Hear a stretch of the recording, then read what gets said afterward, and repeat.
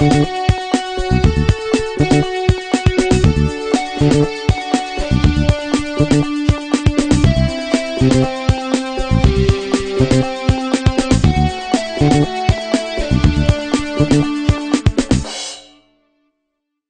welcome to the daily vlog. I'm Gary. And I'm Leo. This is Leo. And I just finished playing a really fun game for the Mac. Okay. Well, it's not just for the Mac. It's actually consoles and PCs. And But eventually on came to your the Mac. But I played it on the Mac, and it was called Prey.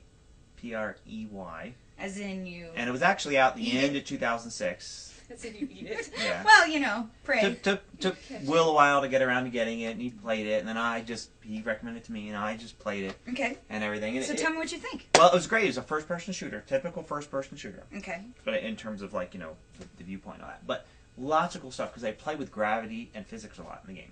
Like, in the way that I would have expected, because I played, you know, a lot of PC games too, and I played Half-Life 2 and all. And the big thing about Half-Life 2 is they play with physics, which was kind of neat until you realize what they mean is they've got, like, planks on stuff, and you got to put, like, a box here, and then this part raises up. And that's sophisticated. yeah, you know. And that was neat, but what Prey does is it really plays with gravity in some cool ways. And I know there's a game called Portal now, which has these portals. Okay. They've also got a portal system, and it was before Portal. Ooh. But anyway, so, like, for instance, so they've got pathways. You'll have these rooms, these big, massive rooms, and all these pathways that have, like, kind of gravity pathways, and you can walk on them, and they go up walls and around and do all sorts of stuff, and as long as you're on the pathway, you're always... having gravity applied. Yes, exactly. So you can actually walk on the ceiling on these things. Nice. And then they have these little gravity switchers, so you can actually like look on the ceiling or look on a wall, and if you see one of these things and you shoot it, And then poof! and gravity will reverse. Oh. Yeah, gravity will reverse. So you be in these rooms and have these puzzles, like try to get out of these rooms, and then you'll see that there's one of these things, you hit it, and then suddenly you fall to the ceiling.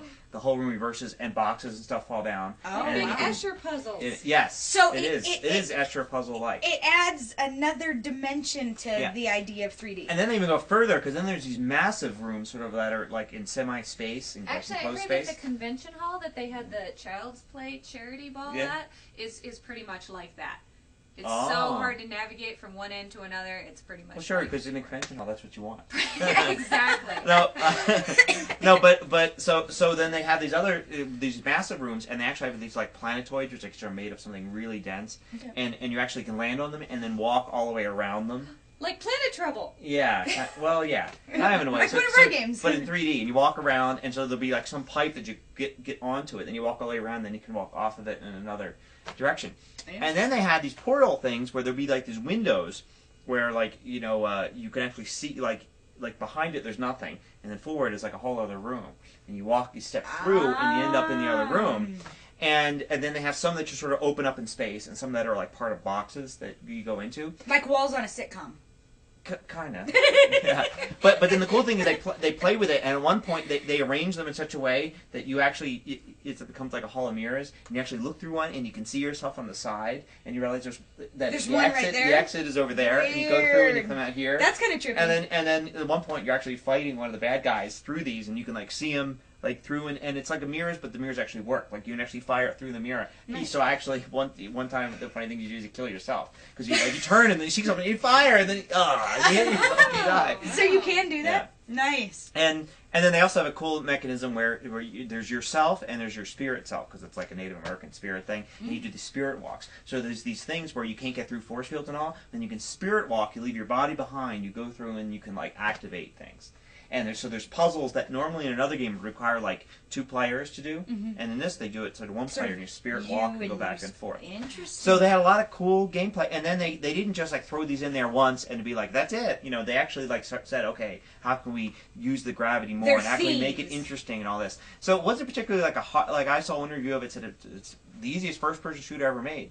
Well, because it's not like hard like Doom or Half-Life or Gears of War or something, you know, where there's well, that's not really first-person shooter, but there's where it's just like difficult. There's tons of enemies and the bosses are extremely hard. It's more like, you know, it's interesting and puzzling, and it looked beautiful, and it wasn't dark. There was nothing. I hate these games that everything is just so freaking dark. It's like, why do they bother even? No. I mean, the graphics are actually dark. Oh, why do they bother to even make these textures on these walls if they're going to give us so little light to see? And in this one, actually, a lot of the rooms have lots of lights and things are glowing and stuff. And you can see, and it's like, oh, this is beautiful. There's large spaces. You can see stuff. So anyway, so the artwork is rendered. Don't be fooled by the 2006 copyright date on it. Here coming up in 2008, I would recommend somebody go and buy it. And it worked flawlessly on the Mac, installed, worked great, got through, not a bit of trouble. Excellent. It was a pleasure to play because of that. Nice. So anyway, yeah, we'll see you my tomorrow. game recommendation. Bye.